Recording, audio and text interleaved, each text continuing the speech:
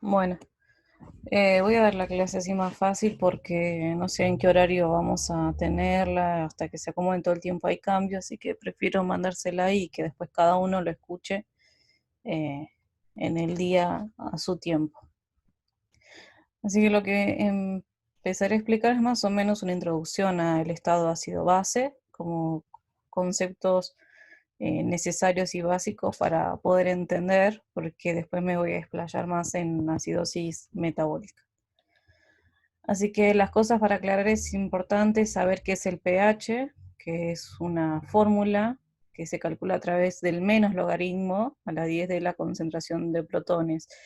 Si la concentración de protones en las unidades son nano equivalente litro, pero bueno, esto es útil para entender algunas cosas. Por ejemplo, si como los protones vienen el resultado de muchas situaciones, como ya sea producción endógena de ácidos o incorporación o exógena de ácidos, toda esa cantidad de protones va a intervenir en el pH directamente, ¿sí? A mayor cantidad de protones, el pH va a ser más bajo, o sea, más ácido. Está bien, o sea, es importante justamente que el organismo se encargue de la regulación de los protones para justamente definir el pH de cada persona. El valor normal es de 7,38 a 7,42. El rango va de 0 a 14, obviamente, mientras más bajo, más ácido, mientras más alto, más alcalino. ¿Sí? Otro término importante es definir qué es un ácido y qué es una base y cómo se diferencia entre fuerte y débil. El ácido fuerte, al igual que el débil, ambos tienen la misma capacidad de ceder protones. En realidad, esa es la definición de ácido, pero fuerte significa que tiene mayor capacidad de ceder protones en el medio. Y el débil es que depende de la concentración de bases unidas, de ácido unido o no, según su disociación, que eso se lo voy a explicar un poquito más adelante. Pero tienen que saber que es un ácido que tiene la capacidad de ceder protones en el medio, mientras que las bases tienen la capacidad de captar protones, o sea que se unen. Y esta sería la fórmula, creo que acá. Esta sería la fórmula. Este es un constante de disociación. Esto significa que este sería el ácido, la base unida, y esto ya sería disociado.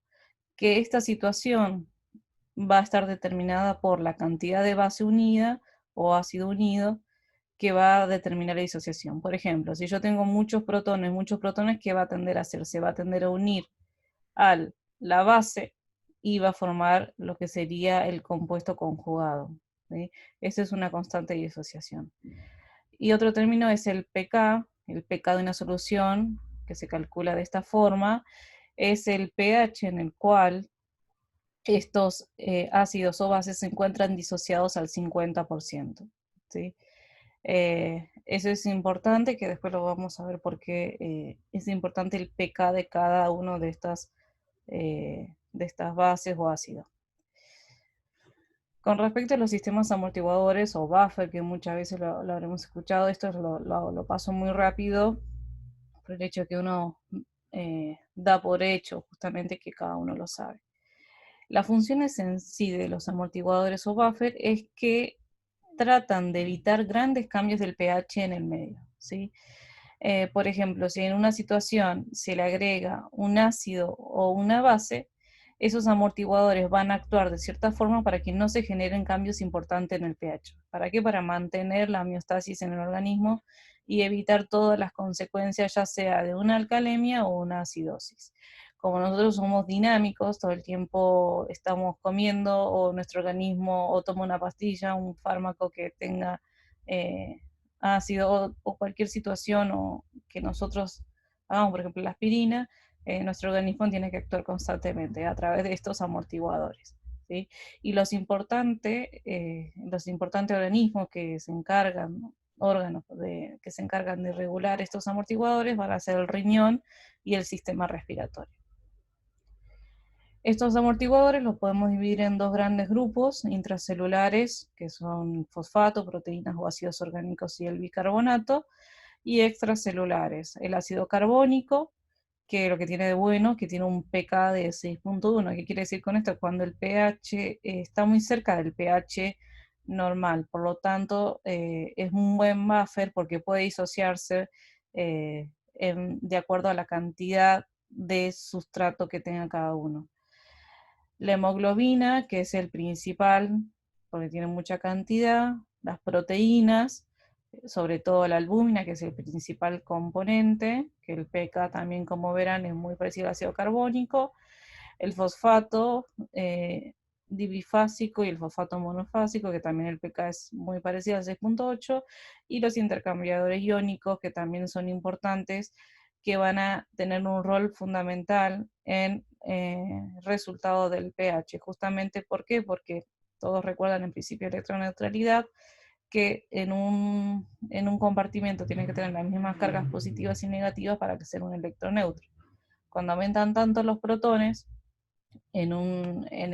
por ejemplo, dentro del vaso, lo que pasaría es que ese potasio que está dentro de la célula empieza a salir. ¿Y eso por qué ocurre? Bueno, porque justamente hay tantos protones en la luz o fuera extracelular, esos protones con mayor cantidad extracelular, mucha carga positiva, por lo tanto, en ese espacio y empiezan a entrar a la célula. Cuando la célula se va poniendo cada vez más positiva, ¿qué hace? Como defensa, por decirlo de alguna forma, o para poder compensar tanta carga positiva que le está entrando a esa célula, empieza a eliminar el potasio. Por eso es importante el intercambiador iónico. Entonces, la pregunta es, ¿de qué depende que un buffer o amortiguador sea un buen buffer? Bueno, justamente a lo que algo le vine diciendo, que el pKa tiene que ser lo más cercano posible al pH normal del compartimento, porque de esta forma se puede disociar el 50%. Tienen que tener buenas concentraciones en ese compartimento, ¿sí? Si tengo poco y por más que el pK sea muy similar, bueno, no es uno de los mejores. Y que esos componentes, ya sea ácido o base conjugada, estén reguladas de maneras independientes. Es decir, si falla una regulación de ellos, el otro lo pueda compensar. Entonces, eso lo hace que sea un buen buffer. Y esta ecuación, la de Henderson-Hasselbalch, lo que trata de explicar es que, bueno, que el pH en realidad es igual al pKa de una solución más el logaritmo de la base sobre el ácido. ¿Sí? En realidad, esto es, de acá sale lo que se hace el pH. Dentro de los amortiguadores, como le dije, uno de los reguladores importantes son el sistema respiratorio, porque justamente el sistema respiratorio se encarga de la producción y la eliminación del dióxido de carbono, que todos sabemos que es un ácido volátil. ¿Cómo ocurre esto? Bueno, nosotros tenemos regulación central, a través de la corteza tenemos la parte reguladora voluntaria, nosotros podemos hiperventilar o hipoventilar, ¿sí? Así que eso estaría a cargo de ello. Después tenemos la parte del tronco, en donde regula qué ritmo o cómo vamos a respirar, ¿sí? Ahí por eso tenemos la lesión en trauma que determinan cómo va a ser esa respiración, si va a ser superficial, si va a ser 20 por minutos o no, eso va a estar regulado. ¿Bien? Pero eso sería como la regulación central. Obviamente la médula espinal cumple un rol fundamental porque toda la información que pase por la corteza y el tronco a través de la médula se conecta con la periférica. Entonces es fundamental que funcione todo esto para un correcto funcionamiento de la regulación de la CO2. Después tenemos los llamados reguladores o mediadores químicos, para decirlo de una forma, que son los quimiorreceptores, que podemos dividir en centrales y periféricos. Justamente los quimiorreceptores centrales que se ubican acá lo que hacen es censar el pH del líquido cefalorraquídeo y de esa manera tratar de determinar cómo va a ser la frecuencia respiratoria de ese paciente. Esto tarda un poco en que el pH de la sangre ¿cómo se dice? Se equipare con la del líquido cefalorraquídeo. Entonces, pero una vez que pasa eso, eso es censado y por lo tanto aumentaría la frecuencia respiratoria en el caso que la CO2 se encuentre elevada o tenga un pH ácido. Otros receptores, que son los quimiorreceptores que están en el callado aórtico y en el sector carotidio, estos sensan lo que serían la hipoxemia, la anemia y el flujo sanguíneo, Por lo tanto, cualquier situación que haga creer al sistema que no está llegando muy bien el oxígeno, por ejemplo en la hipoxemia, una anemia o que tenga bajo flujo, todo eso lo sensa y manda información al sistema nervioso para que justamente trate de compensar esto. Por eso, si tenemos una hipoxemia, lo que trata de hacer el sistema es aumentar la frecuencia respiratoria. ¿Para qué? Para que entre más volumen minutos en varios ciclos de tiempo por, a ver, sería, aumenta la frecuencia respiratoria para que le llegue más cantidad de aire, que eso lo van a ver muy bien después en la clase de fisiología, por unidad de tiempo para poder favorecer el intercambio gaseoso. O sea, mayor cantidad de aire, mayor chance de meter más oxígeno y mayor cantidad de aire, mayor cantidad de oxígeno en poco tiempo, va a favorecer justamente la oxigenación. Igual que la anemia se encarga más que nada por el tema del transporte de oxígeno, no tiene nada que ver con el intercambio, y el bajo gasto cardíaco, que también es otra situación, pero todo eso desencadenaría un estímulo para los quimiorreceptores. De esa manera se regularía la eliminación de la CO2. Y el buffer, que es importante como siempre, es el bicarbonato y la CO2, ¿no? Es el mejor. ¿Por qué? Porque justamente, esta va a ser seguramente pregunta de exámenes, porque es el mejor, porque el pK es alrededor de 6.1, o sea que es muy parecido al plasmático, porque tiene muy buenas concentraciones en el líquido extracelular, y porque el bicarbonato y la CO2 se regulan de manera distinta. El bicarbonato lo regula el riñón, la CO2 lo regula la parte respiratoria, como ya se los expliqué. Y este de acá, que es el H2CO3, perdón, es el ácido carbónico. Este va a ser el centro de todo, ¿sí? Y esto que ven acá, que es agua más CO2, que está regulado por los pulmones, tenemos el ácido carbónico, también se puede disociar y se puede ir para otro lado. Puede ser que este se disocie en bicarbonato y protón, ¿sí? ¿Esto de qué va a depender? Justamente va a depender del pH general, de la cantidad de bicarbonato y de protones y de CO2. Por ejemplo, si aumenta la cantidad de producción de protones exógenos, esto se va a unir con el bicarbonato, o sea que el bicarbonato lo que va a hacer, como hay tantos protones, tengo mucha acidez en ese medio, el bicarbonato es una base. ¿Y qué característica tenía la base? De captar protones, entonces se unen. Una vez que se unen, forma el ácido carbónico. ¿Está bien? Y eso obviamente va a tratar de amortiguar o evitar cambios bruscos en el pH. Justamente esa es su función. O también puede pasar la otra situación. Si la situación es que tengo mucha producción de CO2, por ejemplo una hipoventilación alveolar, que después esa clase se la daré, se une con el agua y también forma el ácido carbónico. ¿Está bien? Como puede ocurrir esta situación, como aumenta tanto el ácido carbónico, puede ser que después eso se disocie y forme el bicarbonato. Pero bueno, estas regulaciones van por distintas ramas, por respiratorias y renales, y por eso se considera que es un buen buffer. Otra definición importante es el exceso de base, son preguntas también típicas que siempre se le hace a los residentes y es en donde siempre pifian. ¿Qué es el exceso de base? Es la cantidad de ácido o base, se lo resalto para que se lo quede, que es necesario para agregar a una solución para que tenga un pH de 740 sin modificar la CO2. ¿Está bien? Esa es la definición de exceso de base, que eso también lo van a ver en el libro de la SAT. Una vez que ya hablamos de todo esto, qué son amortiguadores, cómo decimos, cuando decimos que un amortiguador son buenos, qué es el pKa, qué es un ácido, qué es una base, cuál es el pH normal, de qué depende el pH, etcétera, etcétera, vamos a entrar al origen de la clase, que es la acidosis metabólica. Entonces lo que vamos a hablar ahora es cuáles son las manifestaciones clínicas que nos dan acidosis metabólica. Vamos a definir qué es una acidosis metabólica, cuáles son las causas, cómo se clasifican, cómo se diagnostican, y bueno, y el tratamiento de alguna forma lo vamos a ver en otro lado porque si no sería una clase muy extensa. Así que trataré de dar lo básico y después obviamente trataré de hacer un poquito más complejo algunas cuestiones que calculo que en algún momento las daremos con respecto a la insuficiencia renal para complementar con esto. Después verán por qué voy a meter la insuficiencia renal en esto. Las manifestaciones clínicas las podemos dividir en agudas y crónicas, ¿sí? Las agudas son náuseas, vómitos y diarrea, hiperventilación. Por lo tanto, para hiperventilar uno tiene que aumentar la frecuencia respiratoria. Ese aumento de la frecuencia respiratoria va a generar una fatiga de los músculos respiratorios. La acidosis también va a generar una depresión de la contractibilidad miocárdica, el corazón empieza a latir más débil, genera una vasodilatación arterial, por lo tanto ese paciente tiende a hipotensarse, y acá puse vasodilatación, en realidad es una vasoconstricción venosa.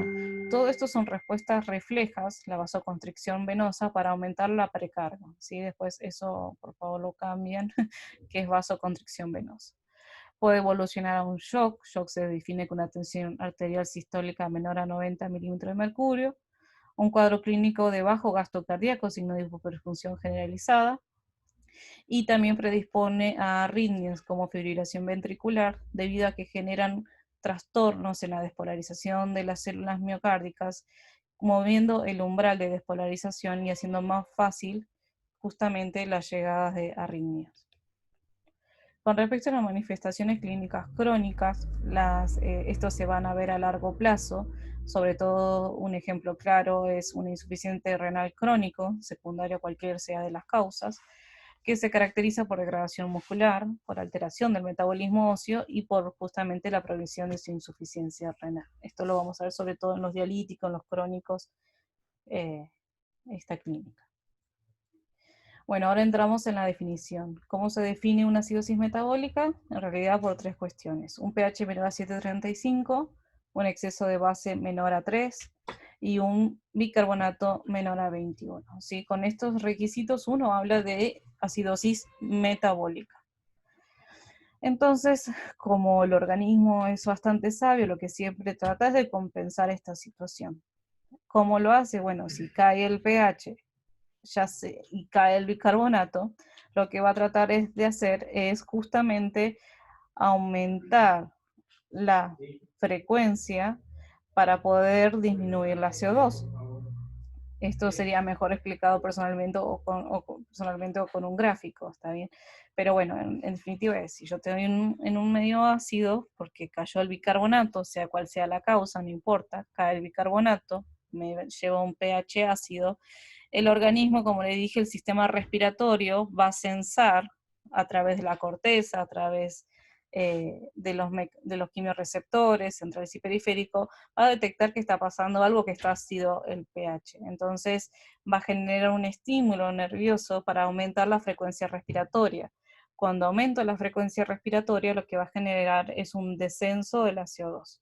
¿Sí? ¿Para qué? Para justamente llevar un pH a lo normal, ¿sí? De 738 a 742. Entonces, cuando tenemos un disturbio metabólico, siempre hay que calcular la CO2 esperada. La CO2 esperada en ese paciente según el bicarbonato de ese paciente. ¿Cómo se hace la cuenta? Bueno, se hace la CO2 esperada es igual al bicarbonato del paciente. Si el paciente tiene 10, ponemos 10, a eso lo multiplicamos por 1,5 y le sumamos 8. Eso nos va a dar un resultado. Si ese resultado que nos da es más o menos 2, tenemos que ir a verlo al ácido base de ese paciente. Si ese ácido base coincide con el esperado por el bicarbonato, uno piensa que ese paciente tiene una acidosis metabólica compensada, es decir, que el sistema respiratorio hizo su trabajo, aumentó la frecuencia respiratoria, empezó a lavar CO2 para justamente compensar a esa caída del bicarbonato. Si en el caso contrario pasaría que el paciente no tiene una CO2 medida menor a la CO2 esperada, estamos en una acidosis metabólica con una alcalosis respiratoria, entonces estamos en un trastorno mixto, ¿está bien? Si, vamos acá al tercer ejemplo, si la CO2 medida es mayor a la CO2 esperada, estamos en una acidosis metabólica, porque ya eso lo definimos desde antes, pero ahora sabemos que también tenemos una acidosis respiratoria, porque esa CO2 que yo estoy buscando es mucho más alta de lo que debería ser. Por lo tanto, estamos en un trastorno mixto. ¿Está bien? Hasta ahora ya sabemos cómo se define la acidosis metabólica, ya sabemos cómo debería funcionar nuestro sistema para tratar de compensarla y ya sabemos qué fórmula utilizar para saber si está compensado o no está compensado y si tenemos un trastorno más asociado. ¿Está bien? Entonces, en breve resumen, es lo que estamos haciendo ahora. Vemos el pH, vemos el bicarbonato y calculamos la CO2, si cumple o no la definición de acidosis metabólica, obviamente. Y ahí vemos si está compensado o no compensado. Si está compensado, se considera acidosis metabólica pura. Si no está compensado, porque el resultado no coincide con lo que tiene el paciente, podemos hablar de alcalosis respiratoria o acidosis respiratoria asociada. Bueno, ahora vamos a pensar la causa. Ya vimos el ácido base, ya sabemos que tiene una acidosis metabólica, ya sabemos que si es mixto o no, y vamos a empezar a pensar en las causas. Dentro de las causas tenemos tres grandes grupos. El primer grupo es la pérdida de bases. ¿A qué me refiero? Pérdida de bicarbonatos. A través de la diarrea se pierde bicarbonato. Fístulas pancreáticas o drenajes, esas que están ahí mucho tiempo, pierden bicarbonato, derivaciones urinarios digestivos y la inhibición de la anidrasa carbónica, que esa es la acetazolamida, que era un antidiurético que ya no se utiliza mucho, pero bueno, todas estas situaciones generaba pérdida de bases. O la otra situación es que me están agregando ácidos y entonces el organismo no puede compensar a eso. Entonces me están metiendo ácidos. Por ejemplo, ácido clorhídrico, intoxicaciones con metanol, salicilato, que sería la aspirina, acidosis láctica. Bueno, acá vamos a hacer un paréntesis de la acidosis láctica. Hay diferentes tipos de acidosis láctica, no es la que siempre conocemos, está hipoperfundido, entonces tiene hipoxemia, tiene ácido láctico elevado, no. Hay muchas causas de acidosis láctica, no tan solo las metabólicas. Por ejemplo, ¿a qué me refiero con metabólica? Perdón, sería una hipoxia por transporte de oxígeno. Puede ser que o el paciente tenga baja hemoglobina, entonces no transporta bien y todo el organismo está sufriendo anemia. Puede ser que haya tomado, no sé, un fármaco que me genere un bloqueante en el ciclo de Krebs, entonces tengo acidosis metabólica. Puede ser que esté en una sepsis en el periodo agudo por estimulación adrenérgica, tengo una acidosis láctica elevada, ácido láctico elevado, miles de cosas, ¿sí? Entonces no nos quedamos con una. No puse la foto porque también es extraño, pero sepan esto, hay miles de causas de acidosis láctica que posiblemente se les pida alguna en el examen. Ya les estoy tirando todos los tips para el examen. Y la cetoacidosis, que bueno, eso ya todo lo manejamos, que obviamente es una resistencia a la insulina, aumentan los cuerpos cetónicos, que tienen, obviamente son ácidos, así que eso generarían una acidosis metabólica. Otra alteración que puedes hacer, que tenemos una incapacidad de eliminar por disfunción renal. Por ejemplo, una insuficiencia renal, que esté comprometida la función del riñón, entonces no pueda regular bien el medio interno y elimine bicarbonato, una acidosis tubular renal, que después se lo explicaré y que posiblemente destine otra clase para esto, y una insuficiencia suprarrenal.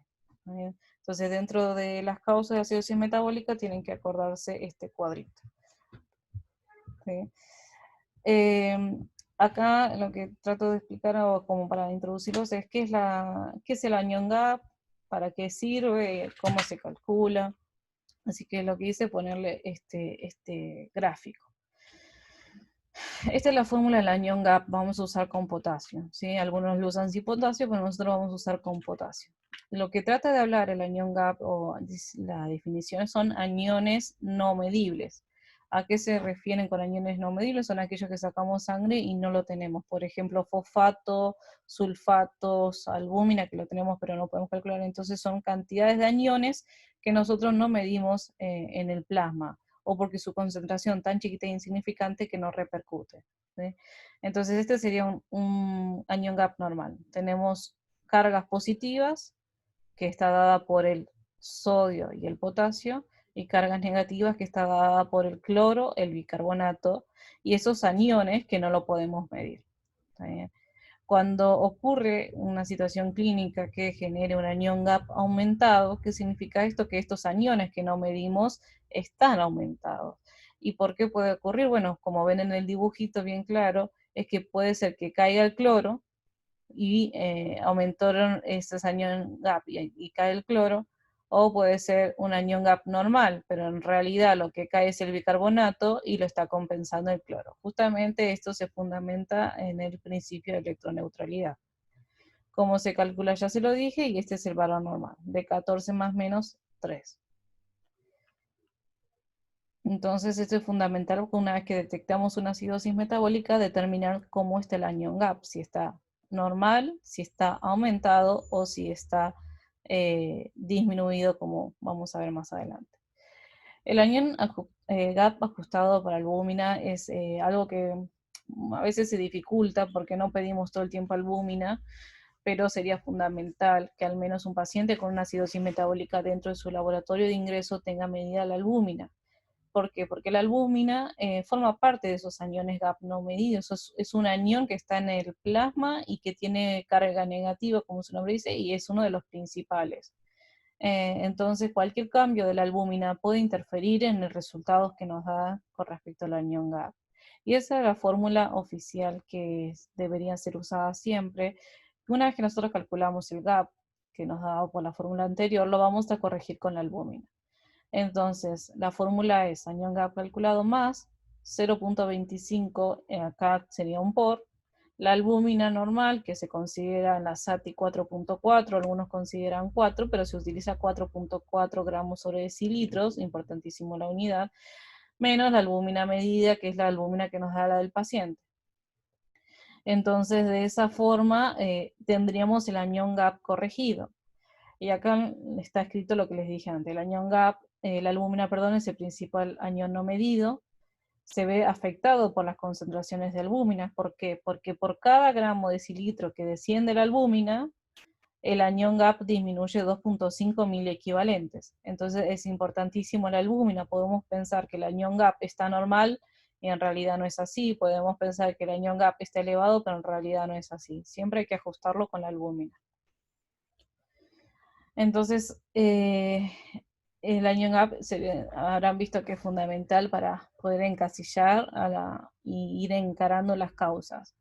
Pero también hay causas que el anion gap nos dé alto y que no estemos en una acidosis, sino en una alcalosis. Pregunta muy vieja de uno de los más viejos de la terapia intensiva, que es si yo tengo una disminución del intravascular, o sea, una reducción del LIC, ¿qué pasa con el anion gap? El anion gap aumenta, pero por una alcalosis. Esto justamente, ¿por qué? Porque genera un aumento de la albúmina. Al reducirse la cantidad de líquidos aumentarían los solutos, pero dentro de eso está la albúmina. Entonces, en una alcalosis hay una reducción del intravascular. En realidad es al revés, la reducción del intravascular genera una alcalosis. Y como tenés una reducción del intravascular, aumenta la albúmina. Como aumenta la albúmina y forma parte de los aniones GAP no medibles, ese GAP estaría alto. ¿Sí? Pero en este caso sería por una alcalosis y reducción. Otra causa que podríamos así hablar a grandes rasgos, pero no me quiero meter, pero es importante, porque siempre es anion gap normal o elevado, anion gap normal y elevado. Pero también existe lo que se llama anion gap bajo. Situaciones clínicas que ese resultado que les di previamente me den debajo del límite normal. Esto sería la hipoalbuminemia, una intoxicación por litio, justamente, porque como aumenta tanto el litio que tiene carga positiva, sale el sodio, entonces te cambia la cuenta, o aumento de otros cationes como el calcio y el magnesio. ¿Sí? Obviamente en situaciones patológicas, ¿no? Una hipercalcemia puede generar un anion gap bajo, ¿está bien? Y para recordar también es importante tener en cuenta esto. Pero bueno, acá lo que vamos a hacer en la acidosis metabólica es medir el anion gap si está elevado o normal. Estas son las clasificaciones, las reglas mnemotécnicas que se utilizan. Mientras que ustedes se acuerden las causas, sería importantísimo. No me importa la regla que usen, mientras que se acuerden las causas. ¿sí?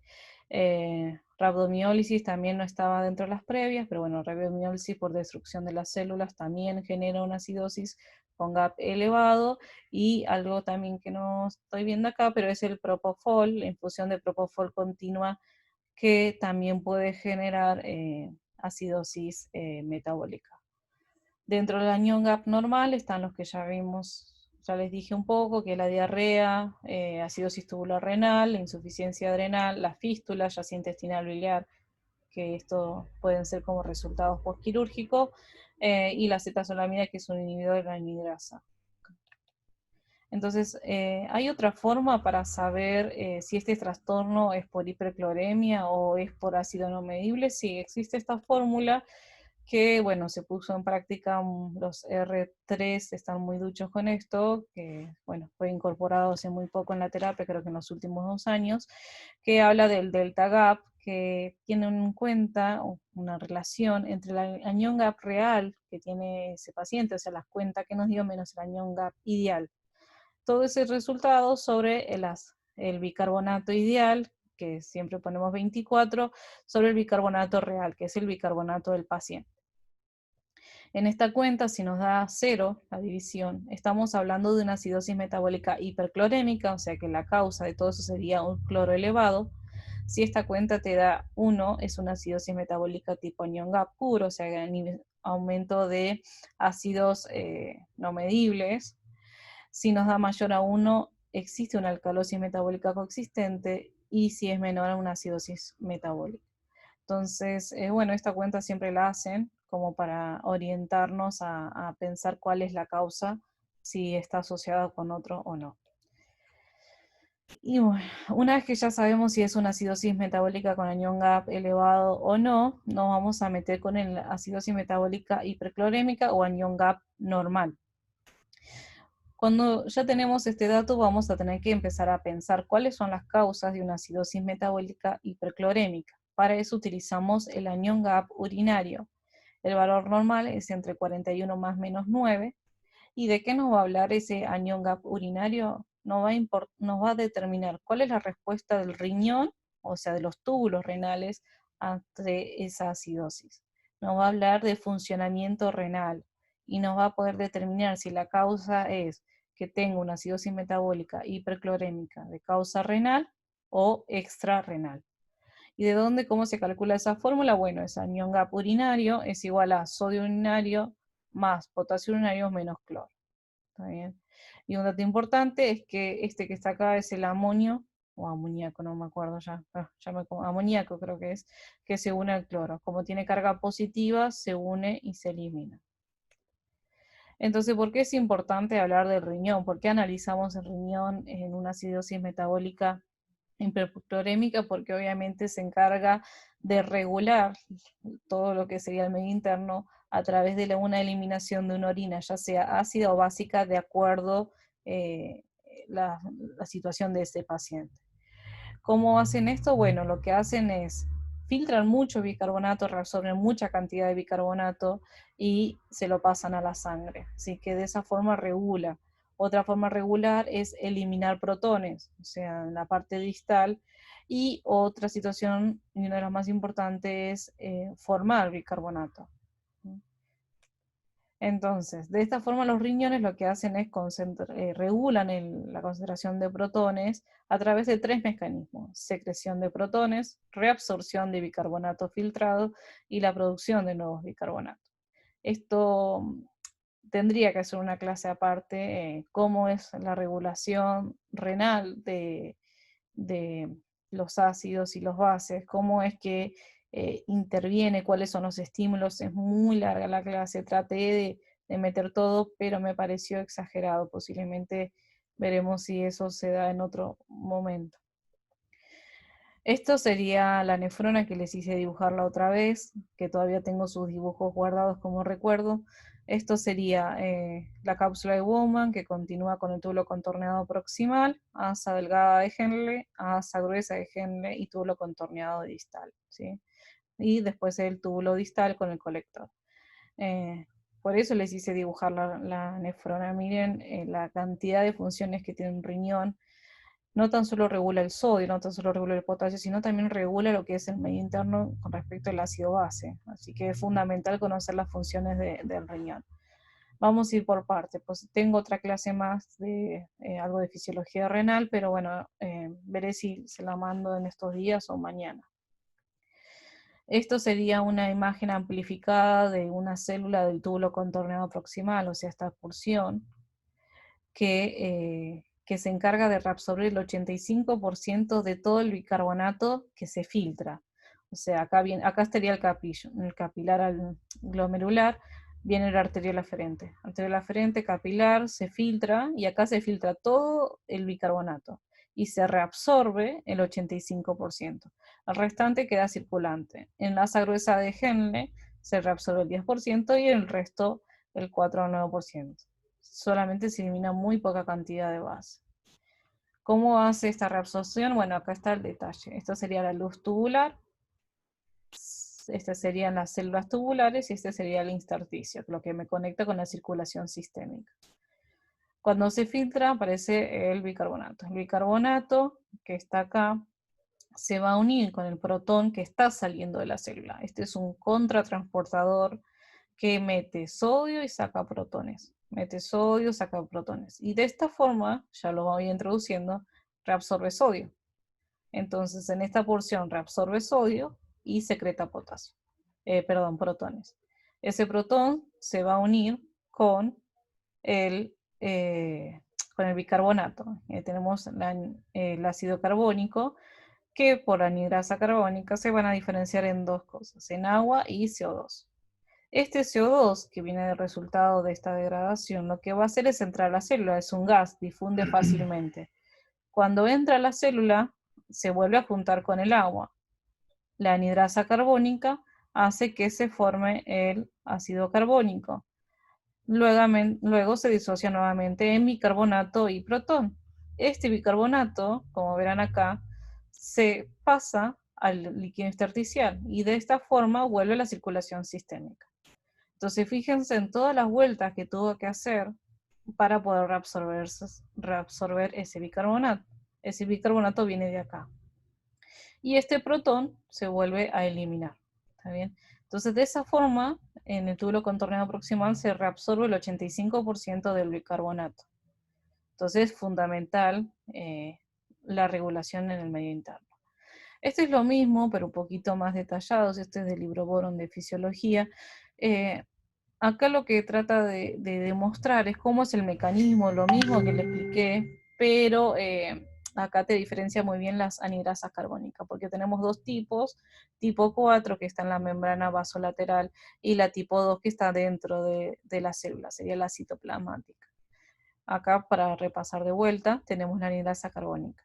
Viene el bicarbonato, se disocia en CO2, y bueno, y aldehídos, que esto después se junta con el protón y forman agua. Esa CO2 difunde fácilmente, entra dentro de la célula, la anhidrasa carbónica la una con, bueno, acá viene del agua, y de ahí forman el bicarbonato.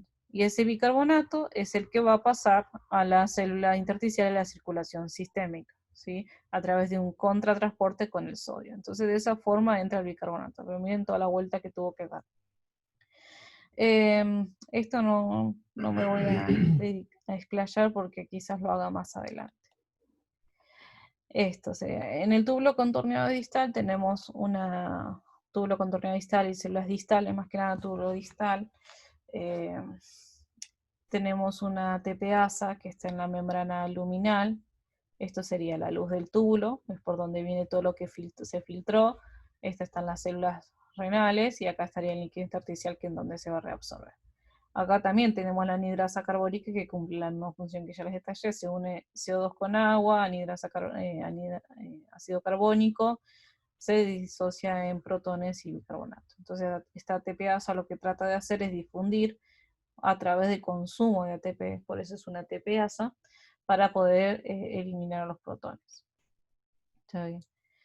Y esta es otra función que tiene un riñón en la regulación de la acidosis, es la formación de amoníaco y amonio como resultado del metabolismo de la glutamina. Ustedes se acuerdan que yo les dije que generaba nuevas bases.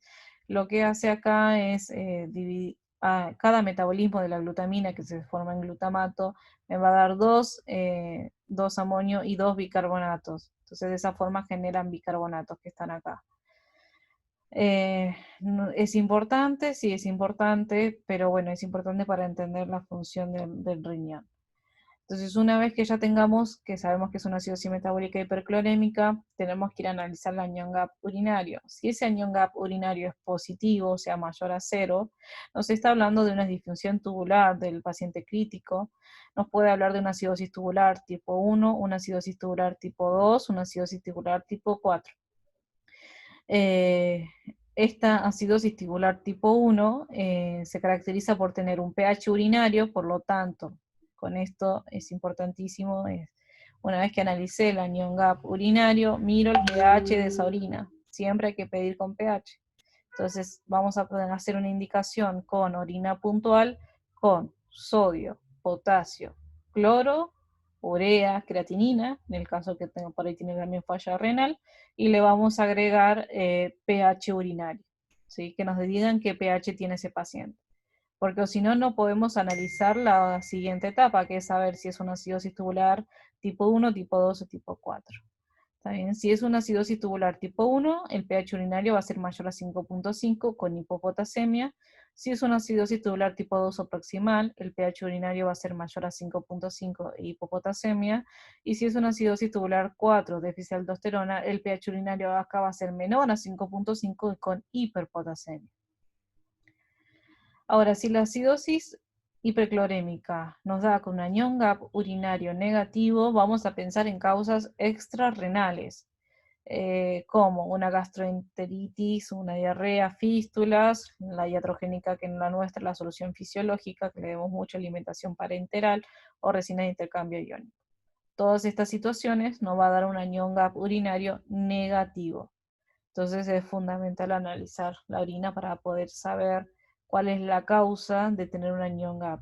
Esto que ven acá, que es la disfunción tubular en el paciente crítico, existe, es frecuente y también nos puede orientar a pensar que la falla posiblemente también se acompañe de falla renal a través de elevación de creatinina y urea en el plasma, pero nos va a orientar a saber la causa.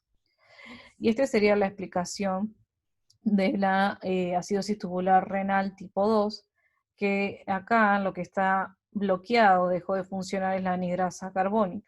Por lo tanto, si no tengo anhidrasa carbónica, en este segmento de la luz tubular no voy a poder generar la CO2 que va a entrar acá. ¿Está bien? Y por otro lado, la CO2 que difunde por la membrana vasolateral no se va a poder unir al agua, no va a formar el ácido carbónico, no va a formar bicarbonato, por lo tanto no se va a reabsorber bicarbonato y por lo tanto no voy a tener protones para eliminar hacia la luz. Entonces de esta forma van a ver que este bicarbonato de la luz se une al protón y se va a eliminar por la orina porque no tengo un mecanismo de reabsorción en el túbulo contorneado proximal. ¿Por qué? Porque me falla la enzima, la anhidrasa carbónica está fallando. Por eso se elimina el bicarbonato. ¿Está bien? Por eso la orina va a ser un pH 5.5, a mayor cantidad de bases va a ser más alcalina la orina. En la tipo 1, o también llamada distal, lo que tengo un problema es en la bomba de ATPasa, por lo tanto esto no existe, no puedo eliminar protones, por lo tanto el pH urinario va a ser mayor a 5.5. Los causas de esto puede ser una enfermedad autoinmune como el lupus, artritis reumatoidea, una tiroiditis autoinmune, un síndrome de Sjögren o como dirán, no sé. Pero bueno, son situaciones que te pueden generar una acidosis tubular de tipo 1. La tipo 4 no la puse, pero es una deficiencia de la aldosterona, justamente ya sea deficiencia de aldosterona que no tengo, o sea porque tengo bloqueados los receptores de la aldosterona, por ejemplo con espironolactona. ¿Sí? Bueno, veré si esa clase la podemos explayar un poquito más después. Pero bueno, esa es la tipo 1, la tipo 4 la que le acabo de explicar. Y esto como un resumen de todo, vemos entonces si el paciente tiene una acidosis metabólica con un pH menor a 7.35, un bicarbonato menor a 21, un exceso de base menor a 3. Esto también un montón de residentes han caído en la pregunta, si yo tengo un exceso de base de -7 es mayor a -3, bueno, háganse, si no, la línea de matemática, pongan el punto cero y van a ir analizando de esa forma porque me ha pasado y lo he preguntado varias veces y siempre caían en la duda si un -7 es menor o mayor que -3. Después, con respecto, ya sabemos la acidosis metabólica, vemos el anión GAP, si se encuentra normal o elevado. Si el anión GAP está elevado, vamos a pensar en todas las causas que ya les dije, y si el anión GAP es normal, vamos a tener que ir a analizar el anión GAP urinario. Si el anión GAP urinario es positivo, vamos a empezar a pensar en acidosis tubular renal o disfunción de riñones en pacientes críticos, como una insuficiencia renal aguda. Para eso vamos a tener que ver el pH urinario, por eso es importante pedirle, y la cantidad de potasio, que ahí nos va a abrir el camino para el diagnóstico de la acidosis tubular. Si ese anión GAP es normal y el anión GAP urinario también es negativo, vamos a pensar causas extrarrenales, gastrointestinales, como ya las vimos, y las iatrogénicas, como la solución fisiológica que le pasamos. Así que bueno, esa es la clase básica introductoria. No me quise ir por las ramas, pero bueno, es fundamental que más o menos lo entiendan y cualquier duda me escriben al WhatsApp.